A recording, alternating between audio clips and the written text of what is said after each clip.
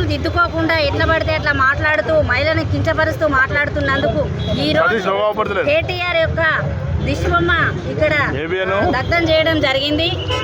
మన ఇలాంటి పుణ్యభూమిలో పుట్టి మహిళల్ని గౌరవించాలనే ఇంకిత కొంచెమైనా సంస్కారం లేకుండా ఇలా మాట్లాడడం ఎంతవరకు కరెక్టు? వాళ్ళకు నాకు తెలిసి వాళ్ళ అధికారం పోయి వాళ్ళ అధికారంలో దాచుకునుడు ఒకటే ఉండేది. పాపం అన్నీ పోయి ఇప్పుడు వాళ్ళు కష్టపడతారు. అందుకే ఏదో ఒకటి మాట్లాడాలి అని వాళ్ళ అధికారం పోయి వాళ్ళకు మైండ్కి ఇట్లా చెడిపోయి ఎట్లా పడితే అట్లా కేటీఆర్ గారు మహిళలపై ఈ విమర్శలు చేస్తున్నారు. ఇంత ముందుకు ఒక మహిళను ఏమన్నారంటే ముగ్గురు ఇట్లా పిల్లలు నాకు అంటే నా కోసం కన్నదా అని అన్నారు.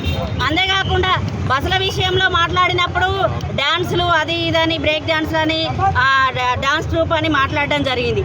ప్రతి విషయంలో సామాన్య ప్రజల విషయంలోనే మహిళల విషయంలో అట్లనే మాట్లాడుతున్నారు. ఒక మంత్రి కొండా సురేఖమ్మ గారు ఒక మంత్రి, ఆమె విషయంలో కూడా మీరు అట్లనే మాట్లాడడం ఎంతవరకు కరెక్ట్? అంటే మీరు ఏమన్నా నడుస్తుంది అనే అహంభావంతో మీరు ఇట్లా మాట్లాడుతున్నారా?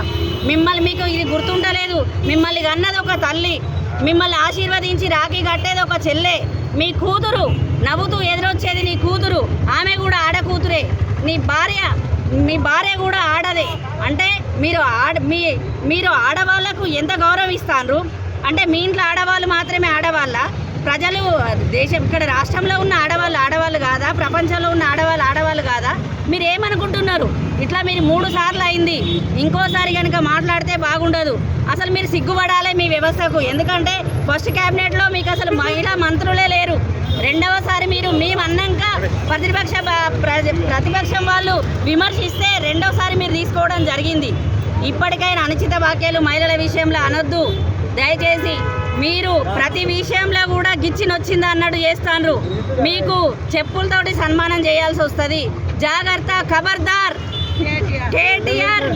కేటీఆర్ మరియు బీఆర్ఎస్ నేతల ఒళ్ళు దగ్గర పెట్టుకొని మాట్లాడండి.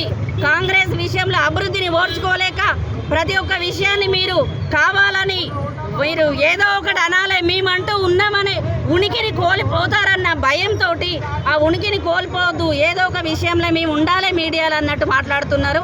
దయచేసి ప్రతిపక్ష పాత్ర పోషించగలిగితే పోషించండి, లేకపోతే ముందుగా మీరు ఇట్లనే చేస్తే ఖాళీ అయి ప్రతిపక్ష పాత్ర అది కూడా ఉండదు మీకు. దయచేసి ఆలోచించండి, ఇకనైనా మీరు మార్చుకోండి మీ వైఖరిని. మరిన్ని వీడియోస్ కోసం ఛానల్ ని సబ్స్క్రైబ్ చేయండి. లేటెస్ట్ అప్డేట్స్ కోసం వాట్సాప్ ఛానల్ ని ఫాలో చేయండి. అండ్ లింక్ డిస్క్రిప్షన్ లో ఉంది.